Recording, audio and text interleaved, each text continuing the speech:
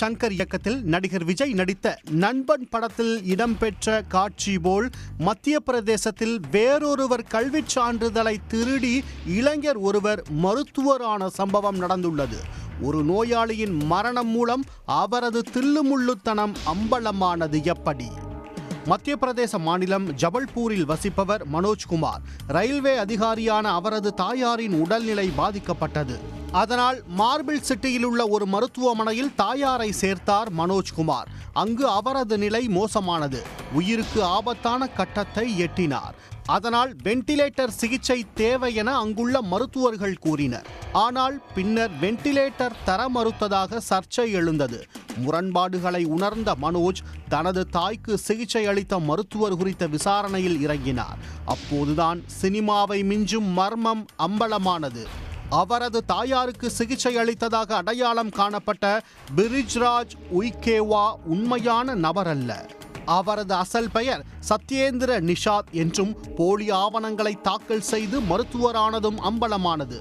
அது குறித்த விவகாரம் காவல் நிலையம் சென்றதால் விசாரணை தீவிரமடைந்தது.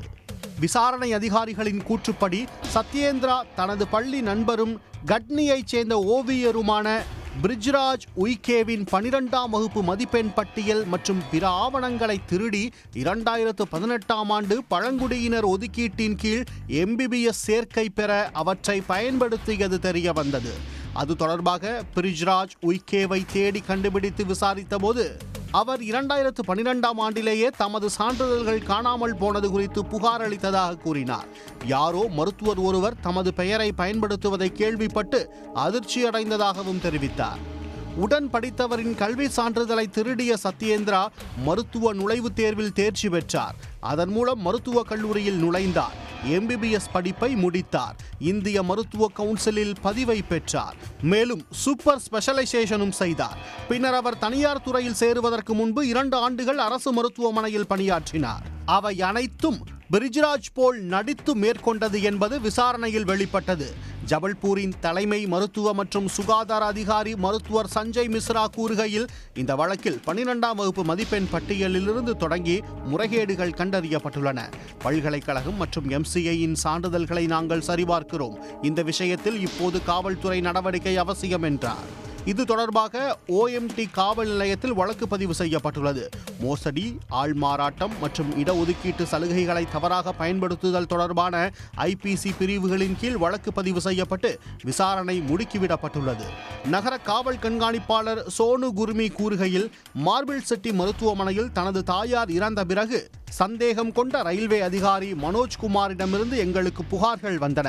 அவர் மருத்துவரிடம் பேச முயன்றபோது அவரை அனுமதிக்கவில்லை. பின்னர் அந்த மருத்துவர் போலி என்று சந்தேகித்தார். நோயாளிகளுக்கு சிகிச்சை அளித்தவர் சத்யேந்திரா நிஷாத் என்பது எங்கள் விசாரணையில் உறுதி செய்யப்பட்டது. அவர் தனது நண்பர் பிரிஜ்ராஜின் போலி ஆவணங்களை பயன்படுத்தி நீட் தேர்வில் தேர்ச்சி பெற்று MBBS முடித்தார். வழக்கு பதிவு செய்யப்பட்டு குற்றம் சாட்டப்பட்டவரை கைது செய்ய ஒரு குழு அமைக்கப்பட்டுள்ளது. அவர் தற்போது தலைமறைவாக உள்ளார் என்றார். உடன் படித்த மாணவரின் +2 மார்க் ஷீட்டை திருடி அவரது பெயரிலேயே நீட் நுழைவுத் தேர்வு எழுதி MBBS படிப்பை முடித்து மருத்துவராக பதிவு செய்து அரசு மற்றும் தனியார் மருத்துவமனையில் பணி செய்தவரின் குட்டு 13 ஆண்டுகளுக்கு பின் அம்பலமான விவகாரம் மத்திய பிரதேசத்தில் அதிர்ச்சியையும் பரபரப்பையும் ஏற்படுத்தி உள்ளது. உடனுக்குடன் செய்திகளை தெரிந்து கொள்ள சன் நியூஸ் பெல் ஐகானை கிளிக் பண்ணுங்க.